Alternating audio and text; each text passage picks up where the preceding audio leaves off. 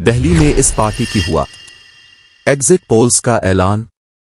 Assembly انتخابات کی polling چہارشنبہ کی شام 6 بجے مکمل ہوئی۔ پولنگ مکمل ہونے کے بعد 6:30 بجے ایگزٹ پولز سامنے آئے۔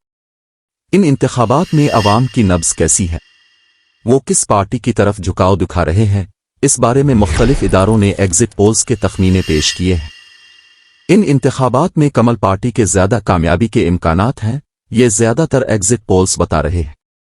دہلی میں کل 70 اسمبلی حلقوں میں انتخابات ہوئے۔ اس بار 699 امیدوار انتخابی میدان میں ہیں۔ ان انتخابات میں کانگریس مقابلے میں ہے، لیکن اصل مقابلہ حکومتی عام آدمی پارٹی اور مرکزی حکومت میں موجود بی جے پی کے درمیان ہوا۔ انتخابی نتائج 8 فروری کو سامنے آئیں گے۔ Exit poles.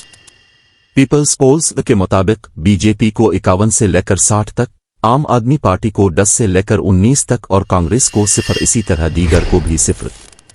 ایگزٹ پولز اے بی پی کے مطابق بی جے پی کو 35 سے لے کر 40 تک، عام آدمی پارٹی کو 32 سے لے کر 37 تک اور کانگریس کو 0 سے 1 تک، دیگر کو 0۔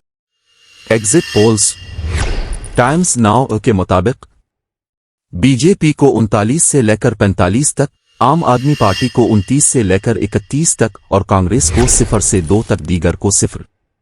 ایگزٹ پولز چانکیہ کے مطابق بی جے پی کو 39 سے لے کر 44 تک، عام آدمی پارٹی کو 25 سے لے کر 28 تک اور کانگریس کو 0 سے 1 تک، دیگر کو 0۔ ہریش راؤ کو گرفتار نہ کیا جائے، ہائی کورٹ۔ تلنگانہ میں سیاسی ہلچل پیدا کرنے والے فون ٹیپنگ کیس میں ایک اہم پیش رفت ہوئی ہے۔ اس ماہ کی 12 تاریخ تک بی آر ایس کے رہنما ہریش راؤ کو گرفتار نہ کرنے کے حوالے سے تلنگانہ ہائی کورٹ نے اہم تبصرے کیے ہیں۔ فون ٹیپنگ کے الزامات پر سابق وزیر اور بی آر ایس کے اہم رہنما ہریش راؤ کے خلاف منگل 3 دسمبر کو کیس درج کیا گیا۔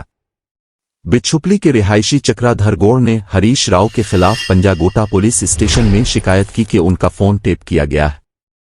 اس کے نتیجے میں پنجاگوٹا پولیس نے ہریش راؤ کے خلاف 120 بی 386 409 دفعات کے تحت کیس درج کیا۔ اس کیس میں ہریش راؤ کے ساتھ ساتھ ٹاسک فورس کے سابق ڈی سی پی رادھا کشن راؤ کو بھی پولیس نے شامل کیا ہے۔ اس ایف آئی آر کے خلاف ہریش راؤ نے ہائی کورٹ میں درخواست دائر کی۔ انہوں نے درخواست کی کہ ان کے خلاف درج ایف آئی آر کو ختم کیا جائے۔ ہریش راؤ کی درخواست پر سماعت کرتے ہوئے عدالت نے پولیس کو ہدایت کی کہ وہ اگلی فیصلہ آنے تک انہیں گرفتار نہ کرے۔ عدالت نے پہلے دیے گئے عبوری حکم کو توسیع دی۔